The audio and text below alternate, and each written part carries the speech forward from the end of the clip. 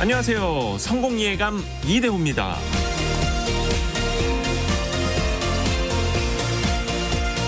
우리 앞에 평탄한 길만 펼쳐져 있지는 않습니다. 수많은 장애물이 놓여 있고 예상치 못한 일들도 셀 수 없이 벌어집니다. 그걸 마주하고 생각하고 반응하고 넘어서는 게 그저 우리가 해야 할 일이죠. 장애물, 그것이 우리를 멈춰 세우기 위해 존재하느냐, 우리에게 뛰어넘으라고 있는 것이냐, 결국 우리 마음먹기에 달려있는 건데요. 작가이자 철학가인 알프레드 몽타페르는 이렇게 말했습니다. 장애물을 보는 사람은 많지만 목표를 보는 사람은 적다. 역사는 후자의 공로를 후세에 남기지만 전자에게 돌아가는 보상은 세인의 망각이다. 여러분은 목표를 보고 계십니까? 장애물을 보고 계십니까? 성공예감 이대호입니다. 출발합니다.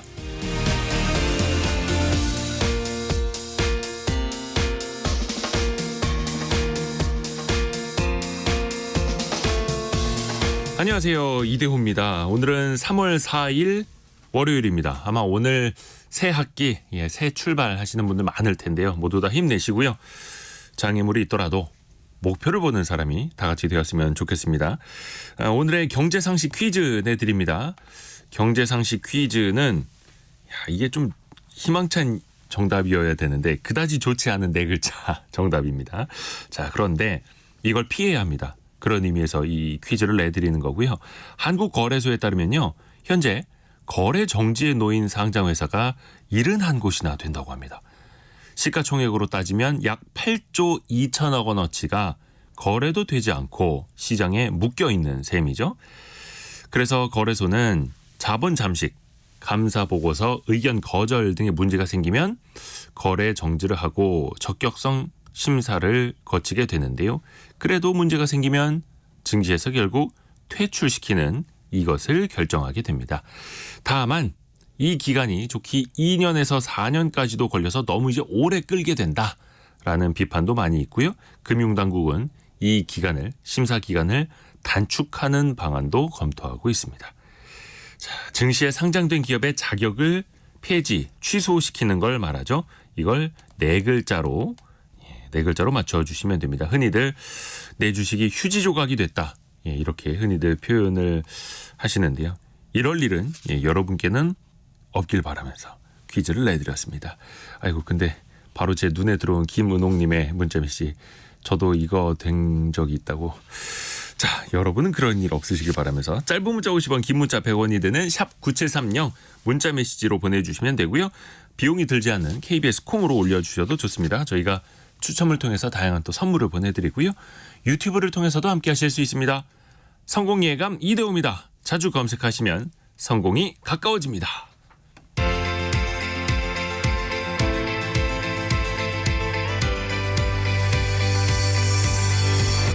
KBS 1라디오 성공예감 이대호입니다. 오늘의 경제 뉴스, 경제전파사 강예지 에디터, 파이낸셜 뉴스 이환주 기자 함께합니다. 안녕하세요. 안녕하세요. 자, 우선은 강예지 에디터는 오늘 어떤 소식 준비하셨나요? 네, 저축은행 연체율이 신규 대출을 억누르고 있다는 분석, 그리고 부실이 우려되는 새마을금고 9곳이 합병했다는 뉴스 있고요. 둘째 출생아 숫자가 10만 명 아래로 낮아졌다는 뉴스와 초등학교 1학년 늘봄학교 시행 소식 준비했습니다. 네, 그리고 이환주 기자는요? 네, 대기업의 올해 신규 채용 계획과 요즘 대학생들의 취업 준비 상황 알아보고요. 두 번째로 생활 속 주의사항 준비했는데요. 셀프 주유소 이용할 때, 배달 앱으로 주문하고 포장할 때 알아두면 좋은 정보 말씀드리겠습니다. 네, 그리고 먼저 강예지 에디터 소식 들어볼게요. 저축은행의 연체율이 어느 정도 지금 되는 상황이에요? 네, 한국금융연구원 보고서를 보면 저축은행 연체율이 작년 6월 말 5.33%로 1년 전보다 3%포인트 가까이 올랐습니다. 종류별로 살펴보면 가계대출 연체율이 약 1%포인트, 그리고 기업대출이 4%포인트 올랐는데요.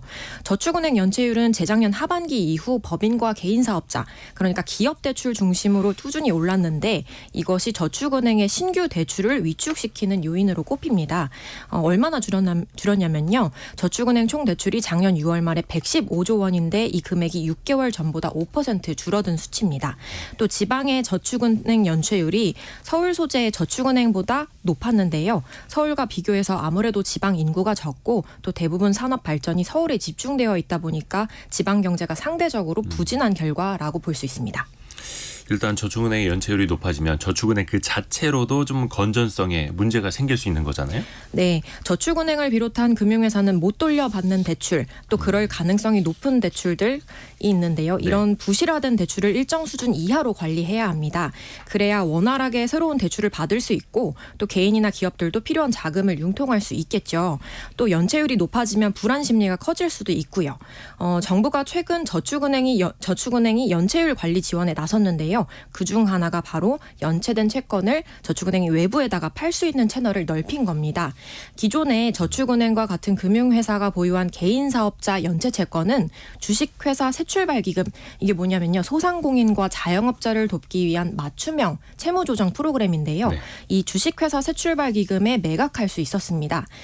그런데 바뀐 정책에 따라서 지난달부터는 여기뿐만 아니라 개인 사업자 연체 채권을 한국자산관리공사라든가 아니면 일정 요건을 충족한 부실채권 전문 투자 회사에도 매각할 수 있게 됐습니다.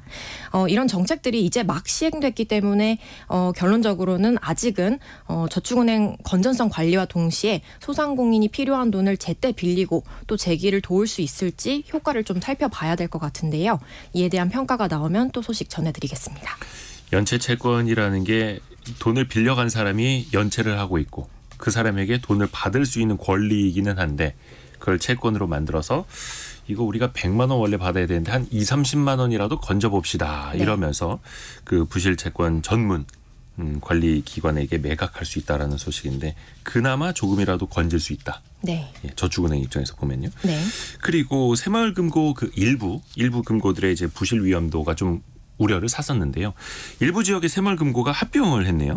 네, 행정안전부가 부산과 경북권 각각 2개, 서울, 대전, 경기, 전북, 강원권 각 1개, 총 9개 금고를 합병했다고 밝혔습니다. 작년 여름 새마을금고 부실화 우려가 커지면서 대규모 예금 인출이 몰렸었죠. 관할 감독기관인 행안부가 새마을금고 경영혁신 방안을 발표하고 경영 개선이 어렵거나 경쟁력을 잃은 소규모 금고를 부실 우려 금고로 지정해서 구조 개선 대상에 포함하겠다고 했었습니다. 그래서 제일 궁금하신 건 아무래도 합병된 금고의 고객돈, 내 돈 어떻게 되는지 이게 아마 가장 궁금하실 것 같은데요. 예. 결론부터 말씀드리면 금고 합병으로 인한 고객 피해는 없습니다. 합병 대상 금고에 5천만 원 초과 예적금을 포함한 고객 예적금 그리고 출자금은 원금과 이자 모두 100% 새로운 금고로 이전됩니다. 또 금리나 만기 등 그 기존의 조건대로 유지가 되고요. 합병된 금고는 폐쇄되지 않고요. 고객은 기존에 방문하던 점포 그대로 이용할 수 있는데 다만 새로운 금고의 지점으로서 운영된다는 점 기억하시면 좋을 것 같습니다. 네. 그리고 설사 새마을금고가 그 거래 정지를 당하더라도 주변에 있는 다른 새마을금고로 이전이 된다. 다만 이게 찾을 때까지 조금 이제 시간이 걸릴 뿐이지 그 돈이 다 사라지는 건 아니다. 이런 것도 항상 상식적으로 알고 계시면 좋을 것 같습니다. 자, 그리고 이환주 기자에게 갑니다. 일단 이맘때쯤 되면은 올해 과연 채용 계획이 얼마나 늘어날까 기대들 하지 않습니까? 올해 대기업들은 신규 채용 얼마나 할까요? 예, 한국경영자총협회가 직원 100인 이상 기업 500곳을 대상으로 설문을 조사했는데요. 그 결과 약 67%의 기업이 올해 신규 채용 계획이 있다고 답했습니다. 한 10곳 중에 7곳 정도가 채용 계획이 있는 건데요. 신규 채용을 앞둔 기업의 약 60% 정도는 올해 채용 규모가 작년과 비슷한 수준이라고 응답을 했고요. 네. 작년보다 확대한다는 곳은 15%, 줄이겠다는 기업은 한 9% 정도였습니다. 또 응답한 기업의 60%가 정규 공채 대신에 수시 채용만 한다라고 대답을 했는데요. 예전처럼 대규모 공개 채용을 하는 기업들이 많이 줄어든 겁니다. 공채와 수시 채용을 병행한다는 곳이 약 30% 정도였고요. 정기 공채만 한다는 곳은 단 7%에 불과했습니다. 기업의 규모가 작을수록 수시 채용만 한다고 답하는 곳의 비율도 높았습니다. 그리고 또 하나 이게 신입 공채 준비하시는 분들의 불만 중에 하나가 대부분 그냥 신규 채용이 아니라 경력직을 너무 선호하는 것 아니냐 이런 불만들 많잖아요. 이 신규 채용에서 가장 중요한 평가 요소로 응답 기업의 75%가 직무 관련 경험을 꼽았는데요. 신규 채용을 하면서 경험을 중시한다. 예, 이래서 대학생들, 취업준비생들이 굉장히 어려움을 토로하고 있습니다. 그리고 본다고 기업들이 응답한 것이 인성과 태도, 관련 전공이나 자격증 순이었는데요. 이 수년 전부터 기업들이 신규 채용을 하면서도 직무 경험을 꼽는 경우가 많아 취업준비생들 사이에서는 볼멘 소리가 나오는 상황입니다. 이 기업들이 신입 교육 비용 등의 절감을 이유로 이미 준비된 신입사원을 원하는 겁니다.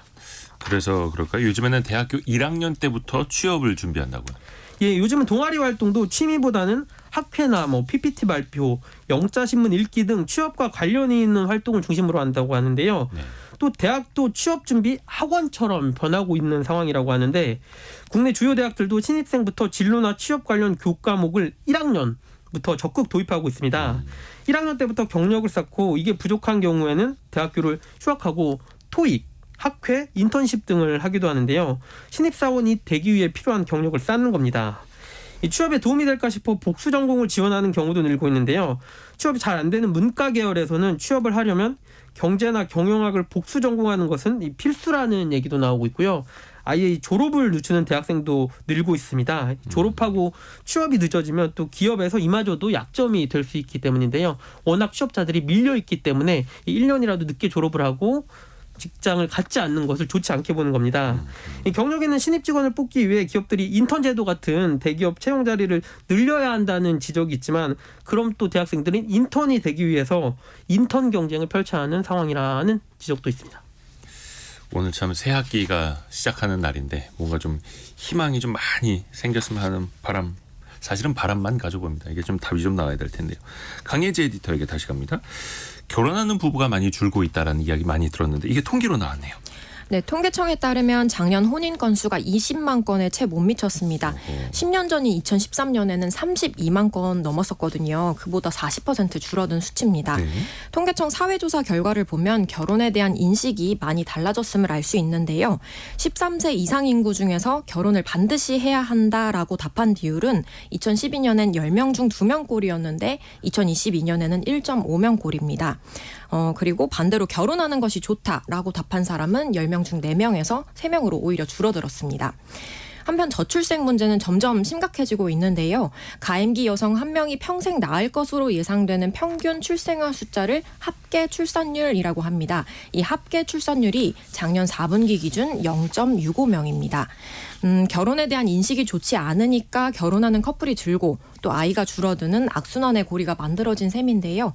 동시에 첫 아이를 낳은 집은 더 안 낳더라라는 통계 결과도 나왔습니다. 그래요. 당장 합계 출산율이 0.65명이면 2명이 결혼해서 1명도 안 낳는다라는 그렇죠. 건데 둘째를 생각하는 것도 거의 이건 엄두가 안 나는 일 아닙니까? 네, 작년 둘째 이상 출생아 수가 재작년보다 10,000명 넘게 줄었습니다. 9만 1,700명인데 10만 명 아래로 낮아진 게 사상 처음입니다. 둘째만 놓고 봤을 때 둘째 이상. 둘째 이상. 네. 둘째 이상 출생아 숫자는 5년과 비교해서 40% 줄었고요. 예. 첫째야 감소폭의 2배입니다.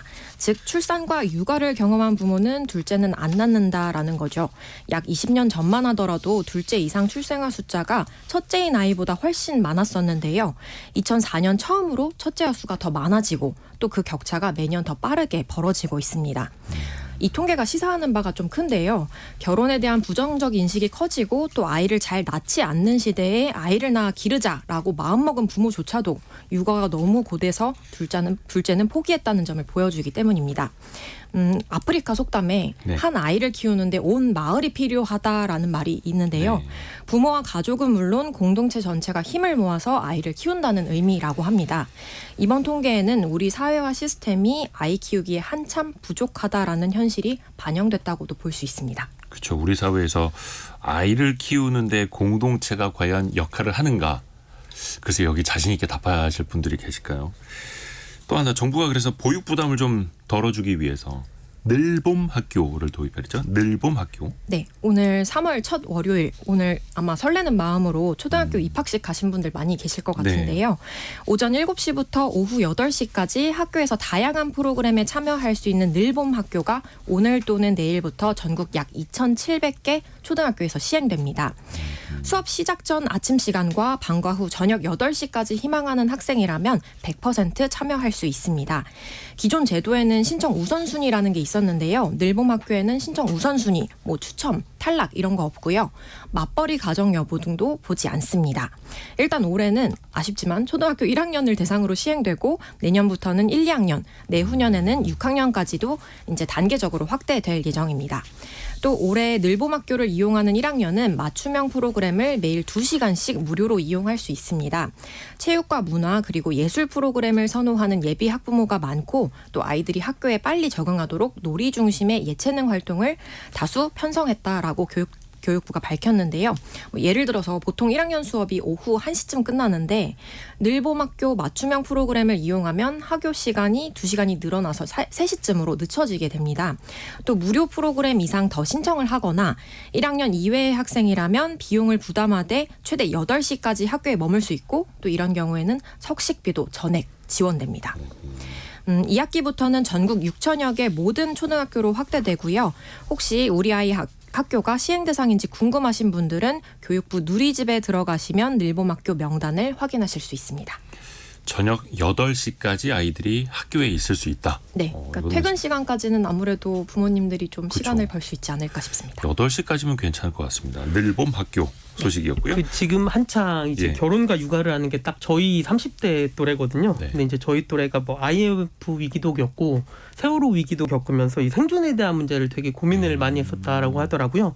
그래서 아이를 아예 안 낳거나 아이를 하나 낳더라도 경쟁이 치열하니까 모든 자원을 투입을 해서 그나마 가장 생존에 유리한 게 하나만 키우는 거다라는 결론을 의식적이든 무의식적이든 가지고 있다라고 하더라고요. 맞습니다. 이기적 유전자라는 책도 있습니다만 인간이 우리 세대가 그걸 또 선택하고 있는 거다. 이런 이야기도 있더라고요. 자, 이완주 기자가 준비한 소식. 생활 속에 정말 주의할 점들 몇 가지 알려주신다고 하는데 셀프 주유소에서 결제할 때 특히 조심해야 될 게 있네요. 예, 저도 이번 그 정부 설명 듣고 깜짝 놀랐는데요. 네. 이 셀프 주유소에서 주유할 때 이 가득 넣기를 선택하고 이 기름을 넣는 경우가 많으실 텐데요. 이때 신용카드 한도가 얼마 남지 않았다면 주의를 해야 되는데요. 셀프 주유소에서 가득 넣기를 선택을 하면 1차로 이 가득 넣었을 때 기준으로 한 15만 원 정도가 예를 들어서 결제가 됩니다. 네. 그리고 실제 넣은 주유 금액이 10만 원 정도면 앞서 결제한 15만 원을 취소하고 네. 내가 넣은 10만 원어치만 카드사로 청구가 되는 구조인데요. 그렇죠. 이 문제는 만약에 내가 넣은 10만 원보다 남은 카드 한도가 적어서 이 결제가 취소됐을 경우에 발생을 합니다. 이 한도 초과로 카드사 승인이 거절되면서 먼저 결제된 15만 원이 다음 달 결제일에 몽땅 청구가 될 수 있다는 건데요. 실제로 이 같은 사례가 종종 발생하고 있었다라고 합니다. 그래서 셀프 주유소에서 카드로 결제할 때는 반드시 영수증과 실제 주유소 금액을 확인할 필요가 있고요. 만약 실제 넣은 금액과 결제 금액이 다르다면 바로 주유소 직원에게 문의를 해서 잘못된 금액을 취소하고 다시 제대로 된 금액을 결제를 하셔야 되고요. 주유소를 떠났는데 초과 결제 사실을 뒤늦게 알았더라도 이 카드사에 전화로 결제 취소 요청을 할 수 있습니다. 앞으로는 셀프 주유소도 카드 승인 거절이 발생한 경우에 카드사에 1시간 이내로 한도 초과 승인 거절 안내 문자 메시지를 발송할 수 있게 되는데요. 해당 문자를 받게 되시면 소비자분들도 주유소에 재방문하지 않고 이 전화로 방금 했던 결제 취소해 주세요 하면 취소를 받을 수 있습니다. 그러니까 우선 결제가 된 15만 원이 확실하게 결제 취소가 되는지로 확인을 해야겠네요. 이게 자동화돼야 되는데 약간 누구 주머니로 들어가게 될지 주유소일지 아니면 카드사일지 이것도 좀 따져봐야겠네요. 그리고 또 하나 배달비가 너무 부담돼서 포장으로 주문을 해놓고 가질러 가시는 분들도 적지 않거든요. 근데 여기에도 함정이 있어요. 예, 맞습니다. 지난해 소비자원이 서울 시내 34개 음식점을 조사해보니 10곳 중 6곳이 배달 가격을 매장 가격보다 더 비싸게 받고 있었는데요. 예를 들어 분식집에서 김치볶음밥을 직접 시켜 먹으면 7,000원인데 이 배달은 8,000원을 받는 시기였습니다. 이 최근에는 소비자가 배달앱에서 포장 주문을 하고 직접 가지러 갈 때도 이 같은 이중 가격이 적용되는 사례가 종종 있는데요. 네. 배달비를 아끼려고 직접 가져갔는데 알고 봤더니 포장 음식 가격이 매장에서 먹는 것보다 더 비쌌던 겁니다. 이 포장 주문 가격과 매장 가격이 왜 다른지 문자 배달 앱 업체는 가격 결정할 권한은 각 프랜차이즈나 음식점에 있다라며 대답을 돌렸는데요. 이 손님이 픽업 주문을 할 경우 배달앱 업체가 점주가 내야 하는 금액이 이 원칙적으로는 0원인데 이 수수료가 비싸기 때문에 일부 가맹점 등에서는 아예 제품 가격에 포장할 경우에도 좀 정가를 하는 것으로 보이고요. 이는 각 기업들이 운영하는 앱에서도 발생을 하고 있습니다. 이 최소한 각 플랫폼이 배달, 포장, 매장 이용이 다를 수 있다는 사실을 적어도 소비자들한테는 좀 고지를 해야 되는 거 아니냐 이런 지적도 나옵니다. 배달 가격 다르고 포장 가격 다르고 매장에서 먹는 가격 다를 수 있고 꼼꼼하게 비교를 좀 해 보셔야겠네요. 그리고 또 많은 분들이 그 뉴스 들으시면서 의견도 많이 주셨는데요. 아까 그 늘봄학교에 대한 의견도 많이 있습니다. 김진희님은 학교뿐만 아니라 다양한 장소가 교육 놀이터가 되어야 하는데 학교 테두리에만 갇힌 아이들 같다라고 이야기를 해 주셨고요. 아이고 그리고 3122님 아까 그 출산율 관련된 뉴스 들으시고 우리 딸들도 하나밖에 안 낳네요. 하나 더 낳았으면 하는데 내가 키워줄 수도 없으니 더 말할 수도 없고 육아가 참 힘들죠라고 또 이야기를 해주셨습니다. 경제상식 퀴즈도 잠시 후에 한 번 더 내드리겠고요. 경제상식 이렇게 키워드리는 오늘의 경제뉴스 브리핑 함께했습니다. 경제전파사 강예지 에디터 그리고 파이낸셜 뉴스 이환주 기자 함께했습니다. 고맙습니다. 감사합니다.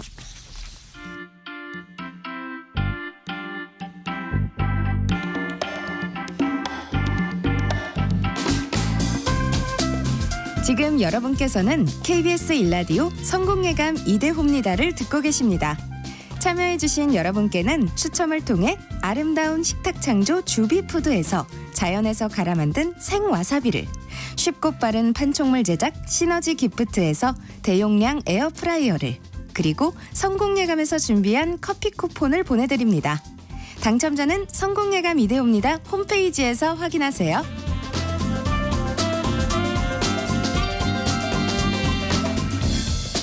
경제상식 퀴즈 지금 내드리겠습니다. 한국거래소 자료를 보면요. 최근 5년간 코스피와 코스닥에서 이 조치를 당한 기업이 175개입니다.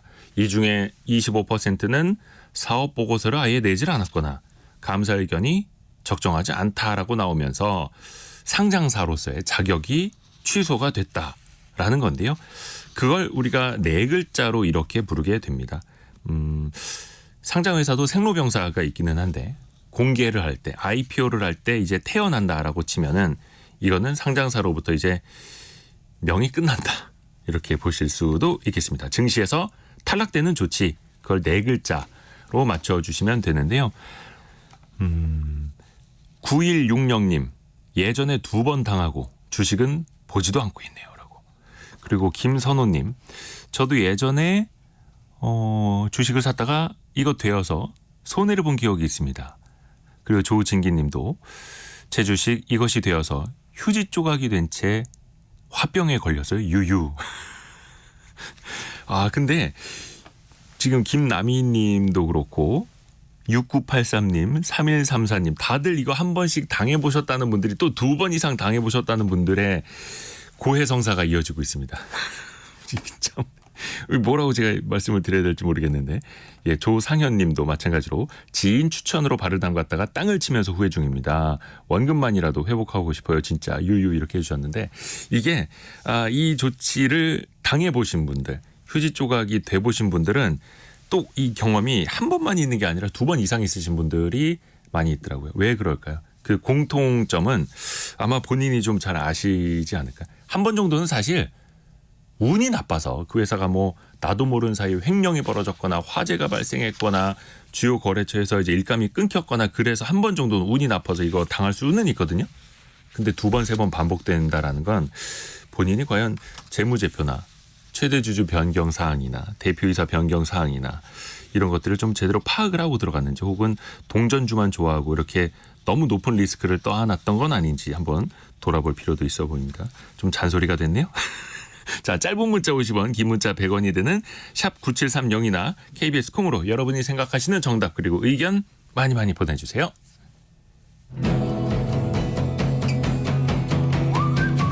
오늘의 움직임에 주목하고 세상의 흐름을 놓치지 않습니다. 여러분의 내일을 응원하며 성공의 열쇠를 함께 찾아갑니다. 성공예감 이대호입니다.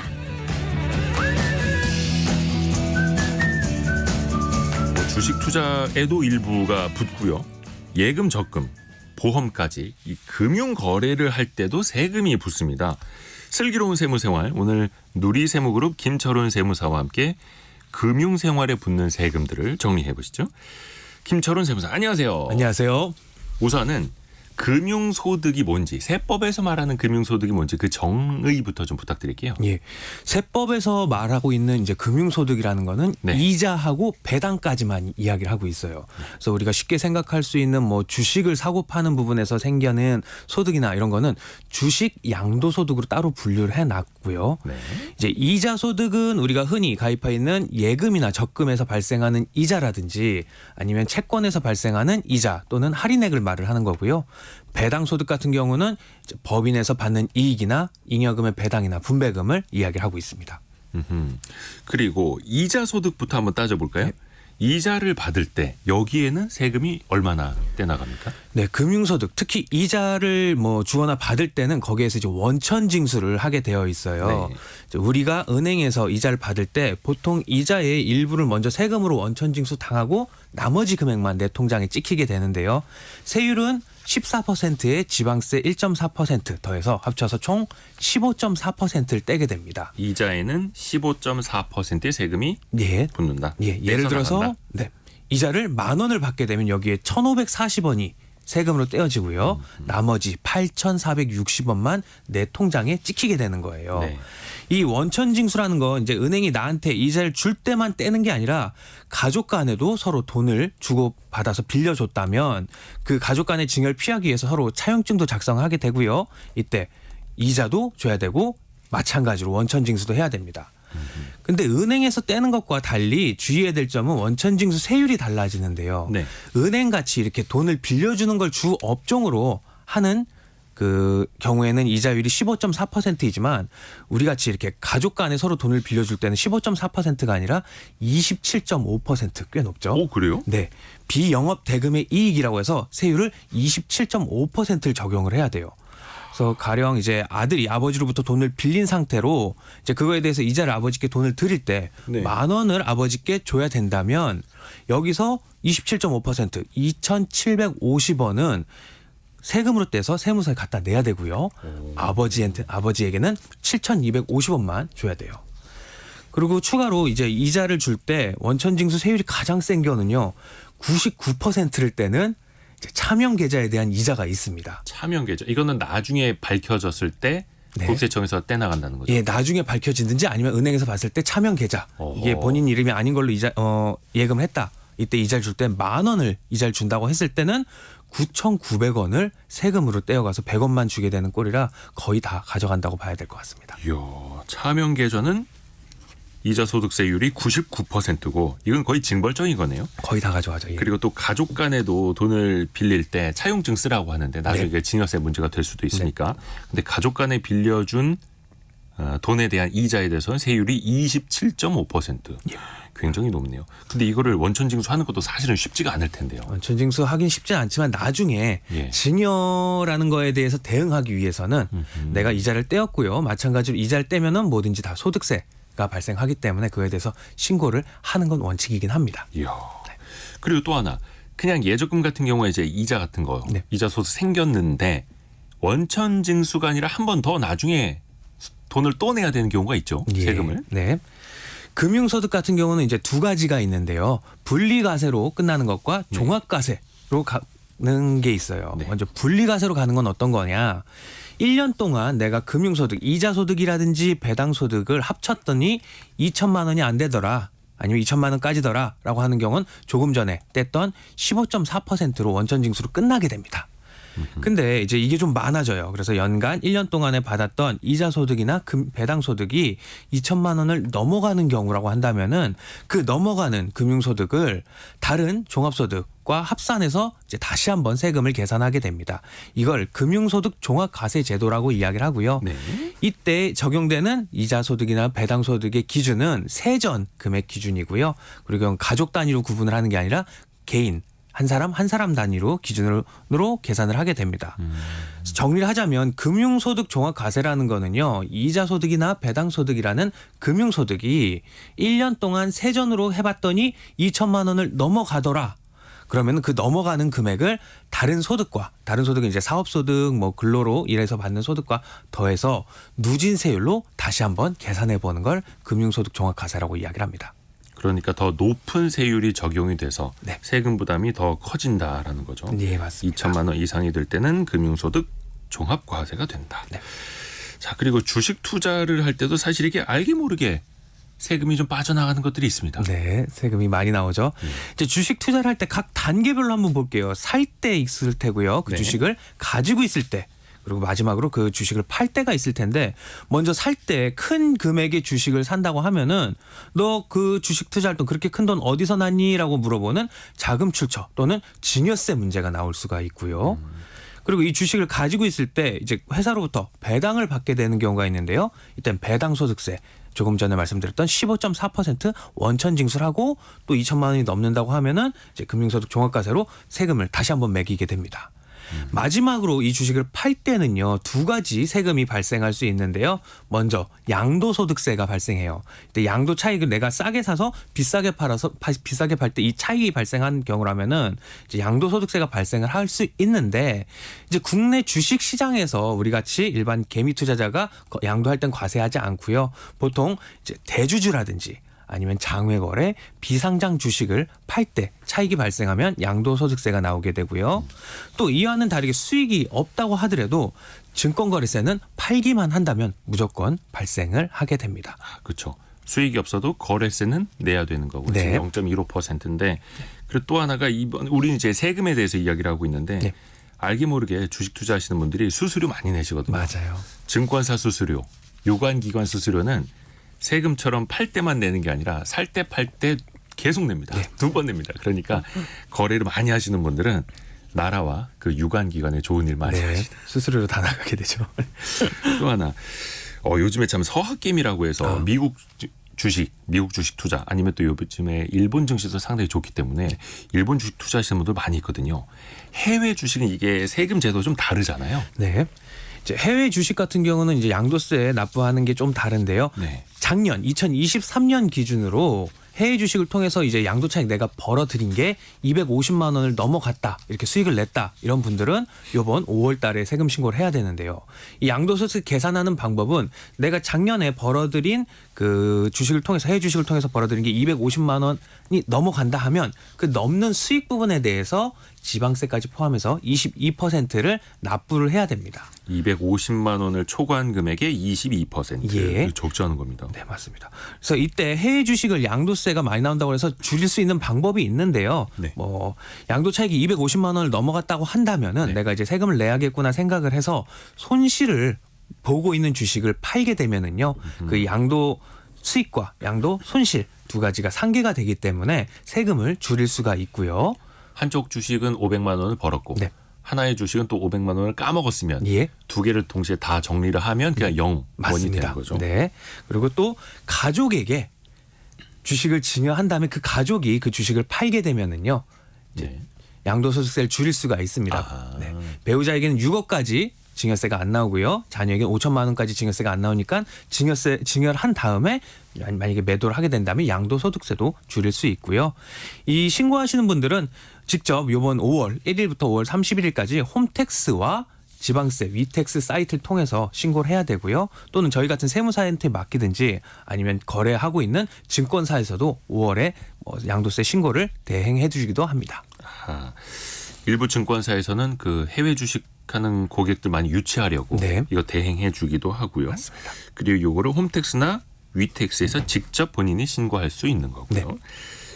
자, 그리고 투자 위험이 더 큰 이제 선물 옵션 같은 파생 상품 투자하시는 분들도 많이 있거든요. 네. 여기에 세금은 또 어떻게 됩니까? 네, 선물이나 아니면 파생 상품에 세금이 뭐 더 붙지는 않지만 다만 양도할 때 양도 차익에 대해서 세율이 11%가 적용이 돼요. 그래서 파생 상품은 1년을 기준으로 마찬가지로 250만 원 이상 수익을 봤다고 한다면 그 250만 원 넘는 부분에 대해서는 11%로 세금을 내게 됩니다. 예를 들어서 해외 선물에 투자를 해서 내가 작년 2023년에 700만 원을 벌었다고 가정을 한다면 그 700만 원에서 250만 원을 뺀 나머지 450만 원에 대해서 11%로 세금을 내서 세금은 49만 5천 원 정도를 내게 됩니다. 사실 이렇게 세금 내는 게 아까울 수 있는데요. 해외 선물 거래에서는 수익이 나서 세금을 내는 것 자체가 오히려 더 행복한 거거든요. 수익은커녕 이제 원금 유지하는 것도 어려워서 큰 손해를 보는 분들도 많이 있고요. 이제 손해를 본다거나 아니면 수익이 적으면은 세금을 내지 않는 구조이긴 합니다. 이제 선물이나 아니면 파생 상품 이런 건 세금 납부 방법은 마찬가지로 직접 본인이 신고 납부하고요. 네. 작년 2023년 기준으로 해서 1년 동안의 수익을 결산해서 그 내용을 올해 5월 1일부터 5월 31일까지 홈택스에 신고 납부해야 됩니다. 이 기간을 잊지 말아야 되는데 네. 물론 성공예감에서도 5월 달에 다시 한번 알려줄 거고요. 성공예감 계속해서 잘 챙겨 들으면은 세금 놓쳐서 가산세 내는 일은 없을 것 같습니다. 아이고 감사합니다. 감사합니다. 5월쯤 되면은 이 본인이 종합소득세 네. 또 그중에서도 금융 어떻게 세금 신고를 해야 되는지 그때 또 한번 들어보고요. 또 하나 보험금 예를 들어서 내가 낸 보험료에서 어디 아프거나 사고를 당해서 보험금을 받았는데 여기에도 세금이 붙습니까? 예.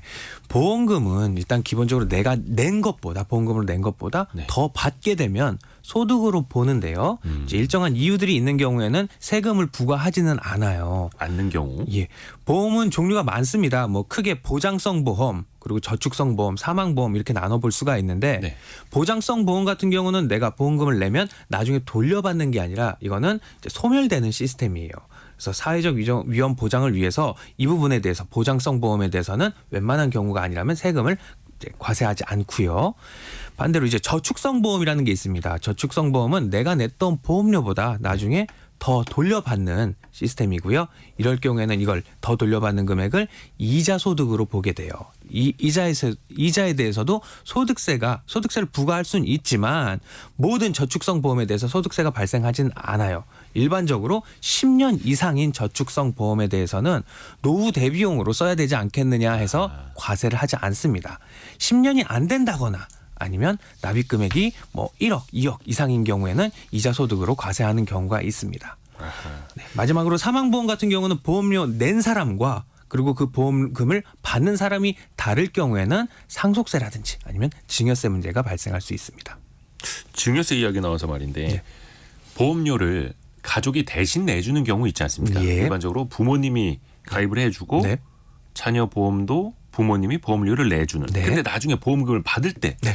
이때 세금은 어떻게 될까요? 네, 이때 증여세 조심해야 되는데요. 예.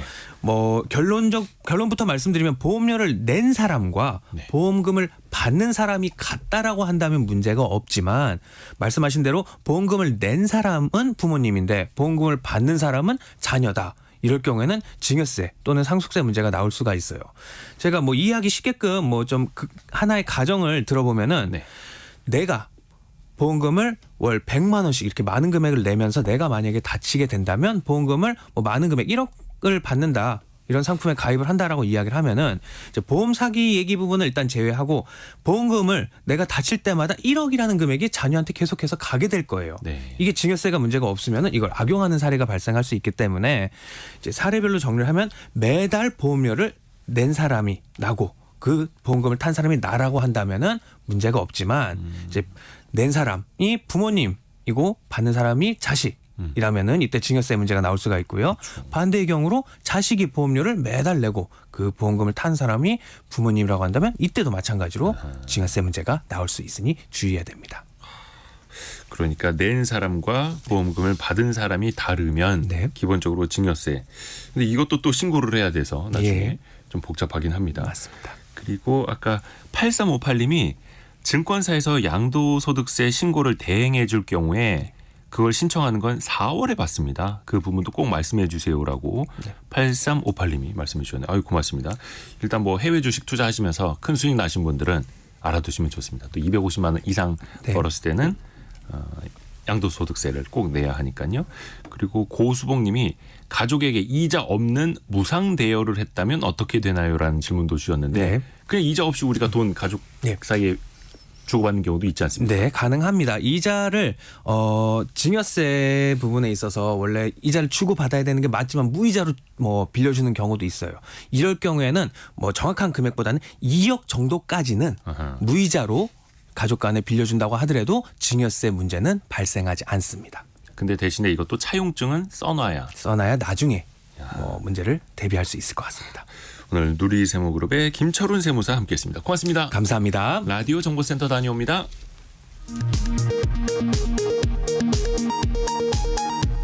더불어민주당의 총선 공천에서 배제된 임종석 전 대통령 비서실장이 당의 결정을 수용한다고 밝혔습니다.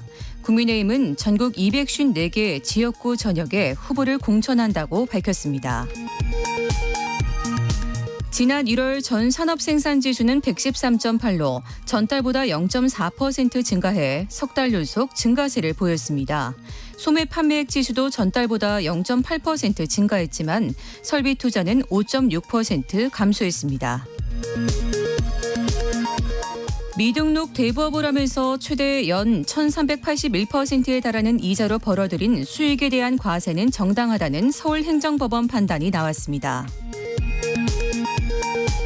오늘 새벽 3시쯤 경북 7곡의 폐기물 재활용 업체에서 불이 나 소방당국이 3시간여 만에 큰 불길을 잡았습니다. 새벽 4시쯤 강원도 원주에서는 불길에 휩싸인 승용차를 두고 운전자가 사라져 경찰이 운전자의 행방을 추적 중입니다. 지금까지 라디오 정보센터 뉴스 정한나였습니다.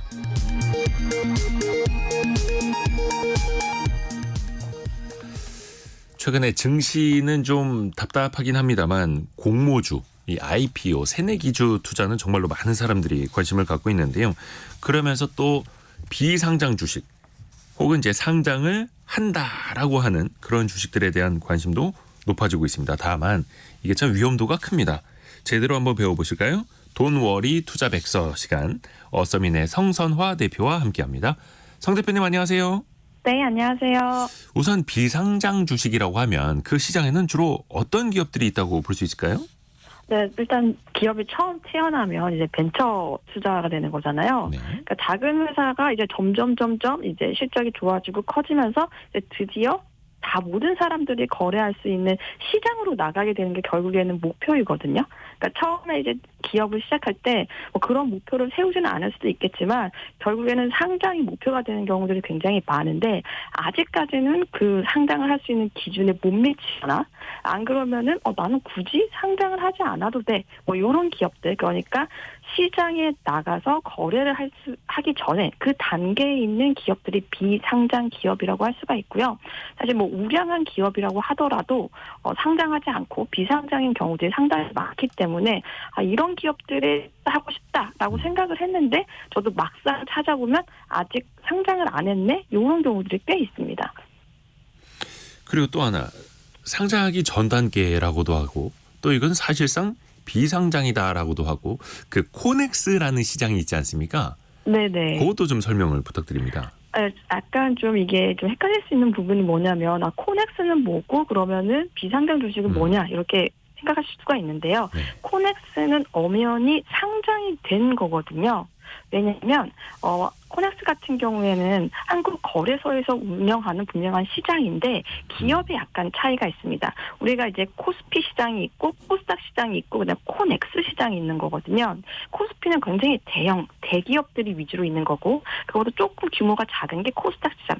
그거보다 더 작은 그러니까 중소기업이나 그야말로 벤처기업의 전용 시장이 코넥스고 코넥스도 엄연히 상장이 되어 있는 거기 때문에 비상장과는 다른 개념이다라고 보셔야 됩니다. 그리고 코넥스는 이제 전문 투자자 시장이라고도 하고 개인들도 네. 투자를 할 수는 있습니다만 한 3천만 원 이상이라든지 그 일정 조건에 충족이 돼야 또 하는 거죠. 네네. 비상장 주식 그래서 이것도 관심 갖는 분들 많은데 그러면 비상장 주식은 이거 어디서 사고 팔아야 되는 거야? 라고 또 궁금해들 하시거든요.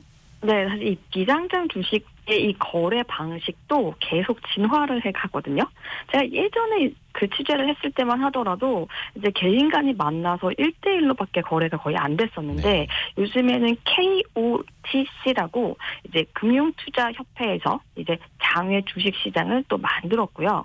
근데 여기 조금 단점이 거래 종목 수가 적다. 그런 단점이 있고 그리고 요즘에 가장 좀 활발하게 운영이 되고 있는 그 거래 앱이 있는데 이제 두나무에서 만든 비상장 주식 앱 증권 플러스라고 있습니다. 네. 근데 여기 같은 경우에는 에스크로를 이제 삼성증권에서 해주거든요.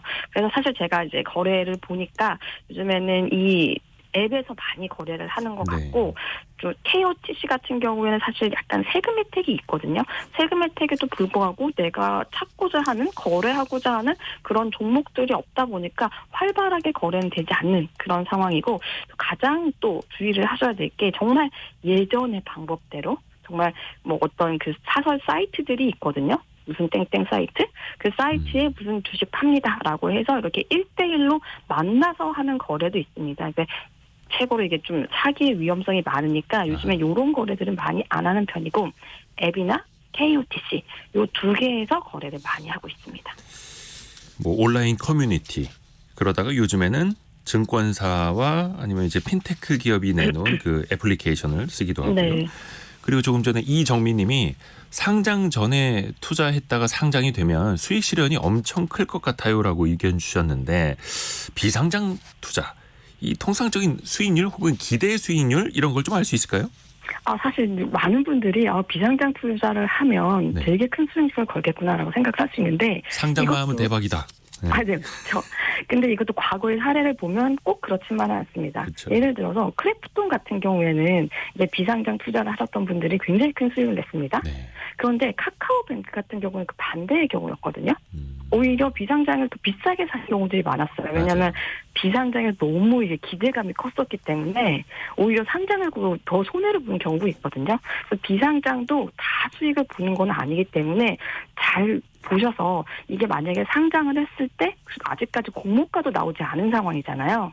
과연 공모가는 어느 정도가 될까? 그 상장을 했을 때 어느 정도 될 수 있을까? 이런 부분들에 대한 어떤 시뮬레이션 이 선행이 되고 난 이후에 투자를 하셔야 됩니다. 막연하게 비상장은 다 돈이 되겠지라고 생각을 하시면 또 손실을 보실 수가 있습니다. 가장 최근에 그 APR이라는 회사도 공모주 열풍이 불었었는데 네, 맞습니다. 그 국민청약이라고도 하고 근데 네, 그거는 몇 주 못 빠졌죠. 다들 그러다 보니까 그렇죠. 이제 청약 증거금이 거의 억대로 있어야 이제 한 주 정도를 받았었거든요. 그러다 그리고, 보니까 차라리 예. 비상장에 했으면 어떨까 이렇게 관심을 가지시는 분들이 있는 것 같아요. 근데 사실 제가 봤을 때 저도 사실 비상장 투자를 했다가 아직까지도 상장이 안 돼서 좀 손실을 보고 있는 게 있거든요. 네네. 정말 종목 선택이 중요하기 때문에 저는 주의를 하시라 이렇게 말씀을 드리고 싶습니다. 맞습니다. 네. 장 외에서 오히려 공모 가격의 2배 이상으로 거래가 되기도 하고 그게 곧 네. 상장만 하면 따상 갈 거야라는 게 장 외에서 또 반영이 되어 있기도 하고 네, 맞습니다. 조심하셔야 됩니다. 이게 그래서 비상장 기업 투자하기에는 좀 정보도 많이 좀 제한적이지 않습니까? 네, 네. 비상장 기업에 이게 투자하기 전에 어떤 정보나 지표를 참고하면 좋을까요? 사실 이제 요즘에는 예전보다 그래도 비상장 기업에 대한 어떤 정보들이 굉장히 많이 있어요. 왜냐하면 이 그 앱 사이트가 앱에 가면 많은 어떤 투자자들이 얘기를 막 하고 있거든요. 네. 이 정보에 대해서. 그리고 제가 추천드리는 방법은 비상장 기업인 같은 경우에도 내가 아는 기업들 그리고 내가 일상 속에서 내가 굉장히 많이 쓰고 있는데 얘는 왜 상장을 안 했지? 이런 부분들이 좀 있습니다. 예를 들어서 우리 토스 많이 쓰잖아요. 네. 토스 같은 경우에도 아직 비상장이거든요.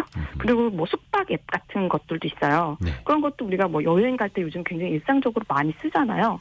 이런 기업들 같은 경우에도 아직은 비상장이거든요. 그러다 보니까 내가 주식 투자도 마찬가지지만 일상 속에서 이건 내가 굉장히 많이 쓰고 있어서 굉장히 친숙하고 어느 정도 알고 있는 그런 기업들이 만약에 비상장이라고 하면 그때 좀 관심을 가지고 나도 조금 투자를 해볼까?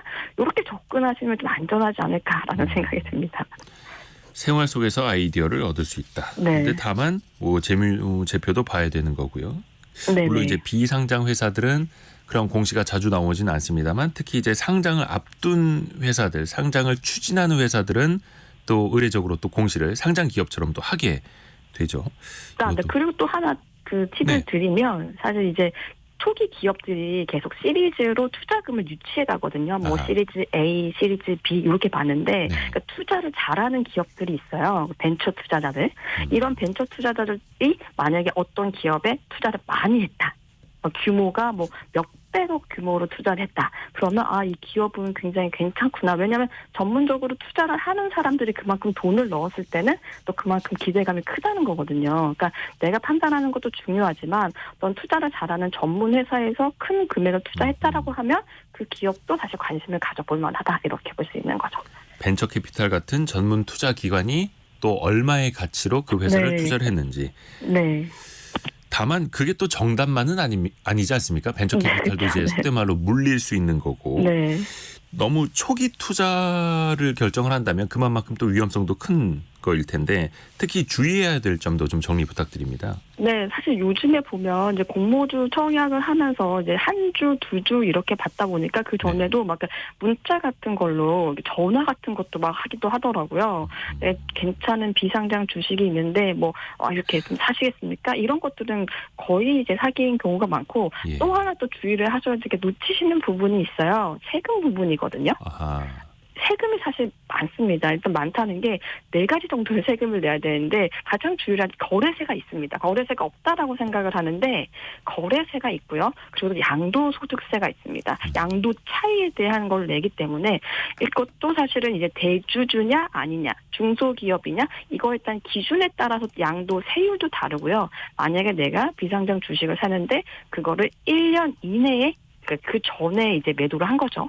그러면 또 세율이 높아지고 상당히 복잡한 세율 체계를 가지고 있기 때문에 요것도 세금도 그냥 내가 샀을 때 돈을 버는 게 아니라 얼마 정도 세금을 내야 되는지도 계산을 하셔야 되고요.